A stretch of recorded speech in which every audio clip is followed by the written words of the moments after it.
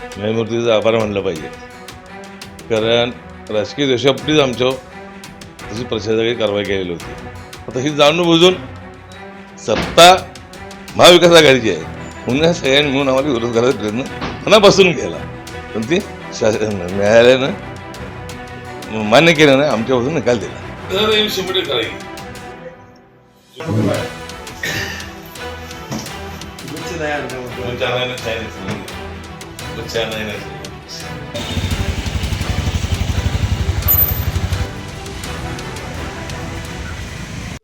नमस्कार.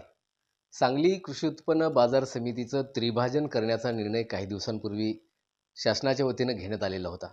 परंतु या त्रिभाजनाच्या विरोधामध्ये सांगली कृषी उत्पन्न बाजार समितीचे जे विद्यमान संचालक मंडळ आहे त्यांनी कोल्हापूर खंडपीठाकडे या संदर्भामध्ये याचिका दाखल केली होती आणि गेल्या 3.5 महिन्यांपासून या संबंधामध्ये ही याचिका सुरू होती.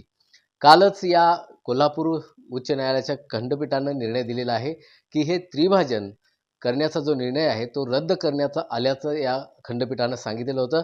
त्यानंतर कृषी उत्पन्न बाजार समितीचे जे विद्यमान सभापती आहेत नलवडे आनंदराव नलवडे साहेब, त्यांनी आपल्या पदाचा कार्यभार स्वीकारलेला आहे.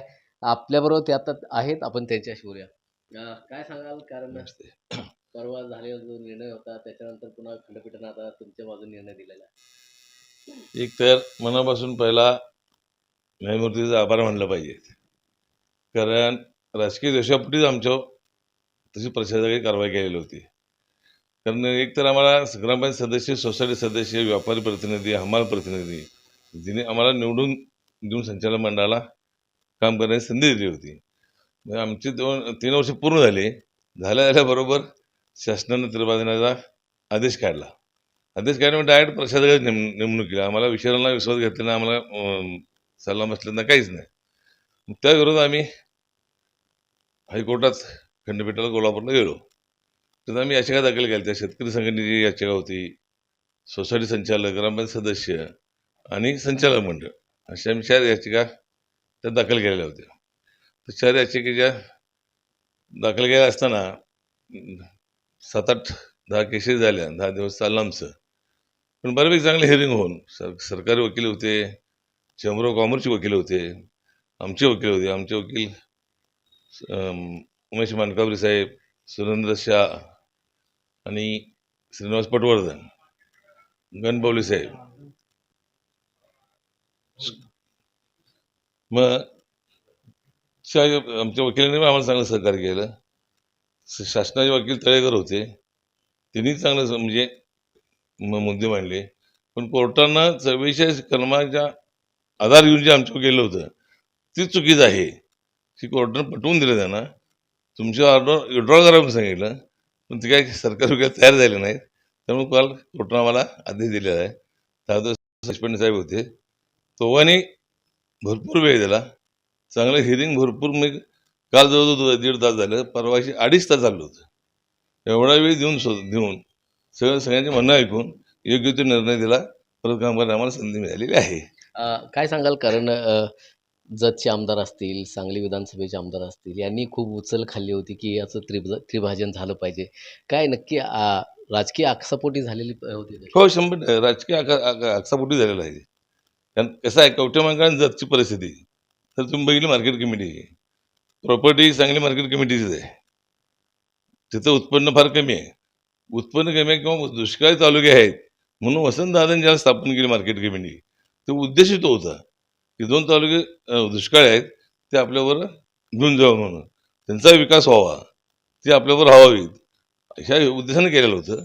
आता ही जाणून बुजून सत्ता महाविकास आघाडीची आहे म्हणून या सगळ्यांनी मिळून आम्हाला विरोध करायचा प्रयत्न मनापासून केला, पण ते न्यायालयानं मान्य केलं नाही, आमच्यापासून निकाल दिला.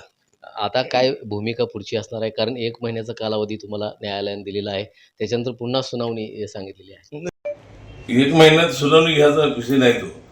समजा शासनाला परत त्रिभाजन करायचं असेल, जर करायचं असेल तर तिने अधिसूचना काढायची, रिसर प्रोसिजर पूर्ण करायची आणि त्यानंतर निर्णय घ्यायचा. ते आम्हाला विश्वास घेऊन, आम्हाला माहिती घेऊन, आमचं कन्सेप्ट घेऊन आणि मग ते निर्णय घ्यायचा आहे.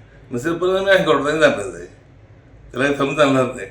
आता पुढची नेमकी भूमिका तुमची काय राहणार आहे? कारण आता पदभार तुम्ही स्वीकारलेलेच आहेत. आता मीटिंग सुद्धा अरेंज केलेली आहे तुम्ही 1-2 दिवसांमध्ये. तर आता काय झालंय, 4 महिने प्रशासक होते. प्रशासकाने काय काय करायचा अधिकार नव्हता आणि आदेश नव्हता. कोर्टाने आदेश केला कुठलाही धोरणात्मक निर्णय घ्यायचा नाही, तर त्यांना काय करता आलेलं नाही. आता महत्त्वाचा मुद्दा आहे की पावसाळा जो आहेच, रस्ते फार खराब आहेत, ड्रेनेज फार दुरवस्था आहे.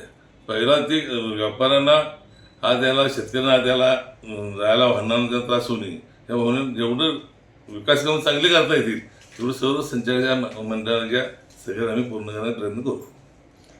नक्कीच या निमित्तानं आनंदराव नलोडे यांनी इथून पुढच्या काळामध्ये चांगला विकास कामं या मार्केट कमिटीच्या माध्यमातून करण्याचा त्यांनी मानस बोलून दाखवलेला आहे. परंतु ही जी सांगली कृषी उत्पन्न बाजार समिती होती आणि त्याची कवठेमंकाळ आणि जत ह्या 2 कृषी उत्पन्न बाजार समित्या या सांगलीमध्ये जोडलेल्या होत्या.